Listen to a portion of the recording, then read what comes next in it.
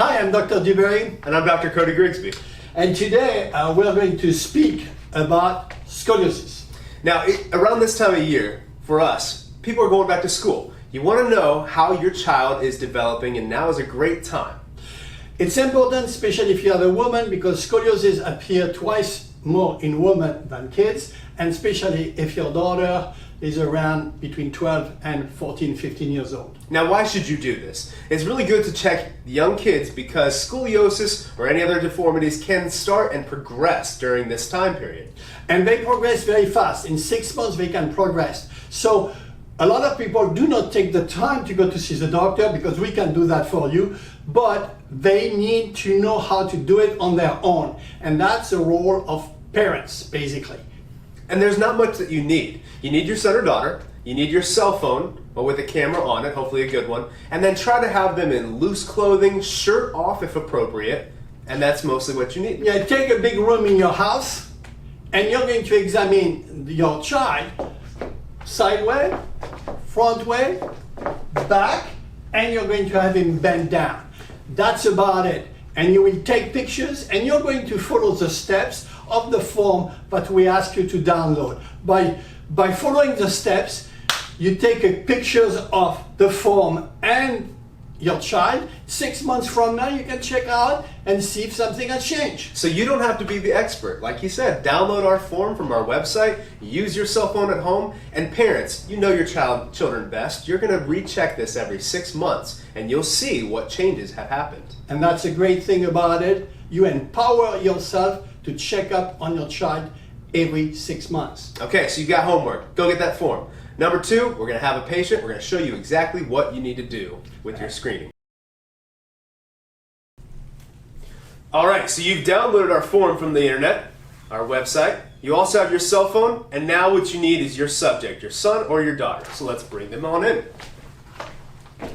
Okay, very simply, you're going to instruct your son or daughter to stand normally, close their eyes, and bounce around real quick, and then just stop keeping their eyes closed. At that point, what you want to do is get your phone into your camera, and you're making sure that you have a picture with their entire body within the shot. What you want to start by looking at, and we're kind of moving into the different part of this, is looking at the head. You want to see if their head is tilted to one way versus the other. What you can see, tilted a little bit towards his right, our left. Shoulder height, you can see his left shoulder sitting up higher than the others, and you can even see the chest rotating a little bit that way.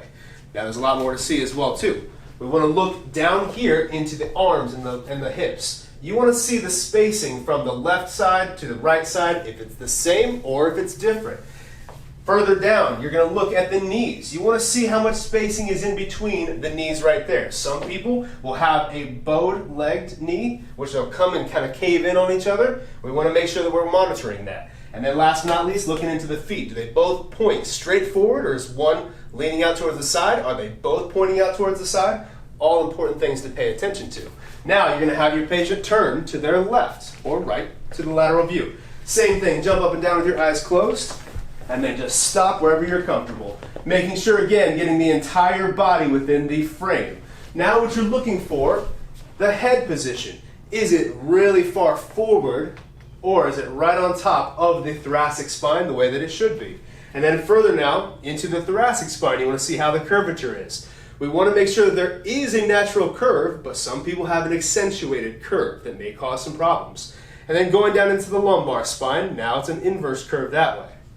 Now, last but not least, we're going to turn one more time. So now we're looking at the back, and there's another reason to look at the back. Same thing, jump up and down, eyes closed, and stop right there. So you can see all the same things we saw before, but also looking at hip heights. You can even feel in to feel where the hip bones are and see if one side is higher up than the other. And you can see a little shifting one way versus the other as well too. But we're not done. Now we want to have the patient bend forward as comfortably as possible, as far.